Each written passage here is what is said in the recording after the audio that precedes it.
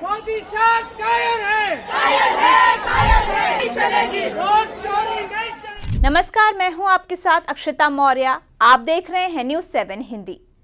बिहार में चुनाव से पहले एक नई क्रांति जन्म ले चुकी है और वो क्रांति है एसआईआर के खिलाफ विपक्ष का मार्च।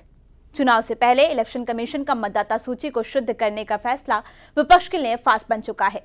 अभी तक बैठकों तक इलेक्शन कमीशन का विरोध होता था, लेकिन अब विपक्ष जमीन पर उतरकर बवाल काटने वाला है।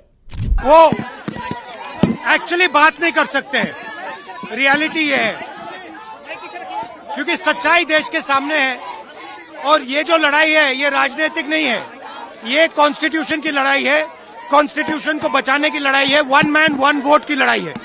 जो बेईमानी करने के इरादे से इलेक्शन कमीशन या भाजपा के लोग यहाँ आए हैं, इनकी बेईमानी को हम लोग सहेंगे नहीं बल्कि मुंहतोड़ जवाब देंगे। बिहार में चुनावी सरगर्मियां तेज हो चुकी हैं। इस बार एनडीए, महागठबंधन और सुराज, इन तीनों के बीच जबरदस्त फाइट मानी जा रही है। लेकिन चुनाव से पहले इलेक्शन कमीशन के एक फैसले ने चुनाव से ही पहले तनाव दे दिया है। यानी जो माहौल 2 महीने बाद बनना चाहिए था, वो अभी से बना हुआ दिखाई दे रहा है। विपक्ष से चुनाव आयोग और बीजेपी की मिलीभगत करार दे रहा है। खासकर नेता प्रतिपक्ष राहुल गांधी इन दिनों लगातार चुनाव आयोग के खिलाफ लामबंद दिखाई दे रहे हैं। पहले पीसी, फिर अगले दिन बेंगलुरु में रैली और फिर कुछ दिन बाद संसद से इलेक्शन कमीशन तक मार्च। ये सब राहुल और कांग्रेस की सोची समझी रणनीति का हिस्सा माना जा रहा है। राहुल ने इस बीच कई बार चुनाव आयोग को घेरा भी है। वो एक्चुअली बात नहीं कर सकते हैं, रियलिटी ये है, क्योंकि सच्चाई देश के सामने है और ये जो लड़ाई है ये राजनीतिक नहीं है, ये कॉन्स्टिट्यूशन की लड़ाई है, कॉन्स्टिट्यूशन को बचाने की लड़ाई है, वन मैन वन वोट की लड़ाई है। इसीलिए हमें साफ प्योर वोटर लिस्ट चाहिए। मतदाता सूची पुनरीक्षण का मुद्दा केवल बिहार तक सीमित नहीं रहा। इस बीच वोट चोरी की बात भी सामने आने लगी। विपक्ष के नेता राहुल गांधी ने महाराष्ट्र से लेकर कर्नाटक तक के चुनाव में धांधली के आरोप लगा दिए। लेकिन सबसे ज्यादा अगर इसे मुद्दे की गूंज कहीं सुनाई दे रही है तो वो है बिहार। बिहार में इसको लेकर बवाल मचा हुआ है। आरजेडी नेता तेजस्वी यादव भी इस मुद्दे पर इलेक्शन कमीशन को कई बार आड़े हाथों ले चुके हैं। इससे नाम काट दिया जाता है और भाजपा के लोगों का एक नहीं अनेकों जो है वो किया जाता है। हम लोगों को अगर ये लोग दे दें डेटा, अब तो डेटा इन लोगों ने जो अपलोड किया है लेटेस्ट, वो तो इमेज के फॉर्मेट में कर दिया है और फाइल को हैवी बना दिया ताकि हम लोग देख ही ना पाए। फिर भी हम लोगों ने शुरू दिन से कहा था कि एक एक चीज़ों पर हम लोगों की नज़र रहेगी।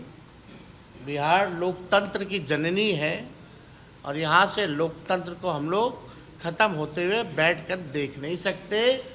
लोकतंत्र को बचाने के लिए, लोगों के अधिकार और अस्तित्व को बचाने के लिए राष्ट्रीय जनता दल महागठबंधन जो लड़ाई लड़ना पड़े, जहाँ लड़ना पड़े, उस लड़ाई को हम लोग लड़ेंगे और किसी भी सूरत में जो बेईमानी करने के इरादे से इलेक्शन कमीशन या भाजपा के लोग यहाँ आए हैं, इनकी बेईमानी को हम लोग सहेंगे नहीं बल्कि मुंहतोड़ जवाब देंगे।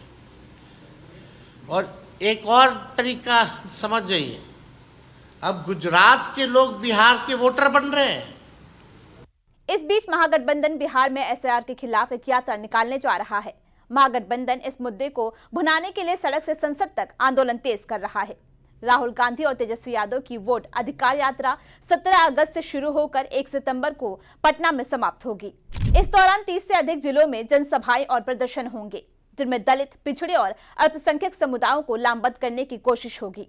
बिहार में एमवाई समीकरण आरजेडी का पारंपरिक वोट बैंक रहा है और एसआईआर विवाद को उठाकर महागठबंधन इस समीकरण को और मजबूत करना चाहता है। साथ ही दलित और अति पिछड़े वर्गों को जोड़कर ये गठबंधन जातीय समीकरणों को अपने पक्ष में करने की रणनीति पर काम कर रहा है। देखना ये होगा कि इस मुद्दे पर महागठबंधन को फायदा होगा या फिर नुकसान।